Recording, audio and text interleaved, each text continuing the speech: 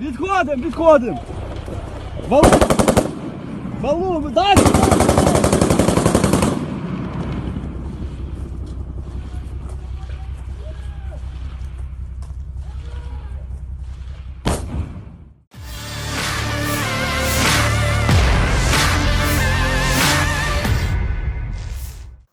Memasuki hari keempat invasi Rusia ke Ukraina, perang pun terus terjadi di setiap sudut kota. Jalanan mulai sepi, hanya ada para pasukan yang berlalu lalang untuk terus bertahan. Seperti yang terlihat pada video yang diunggah akun Instagram @infokomando.official Minggu 27 Februari 2022. Nampak dalam video, para pasukan Ukraina terus melancarkan aksi perlawanannya.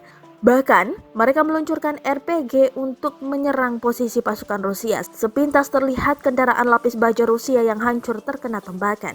Untuk diketahui, granat berpeluncur roket atau Rocket Propelled Grenade, disingkat RPG, adalah istilah umum yang digunakan untuk menyebut senjata anti-tank tanpa bolak-balik, yang ditembakkan dari bahu dan menembakkan roket berhulu ledak.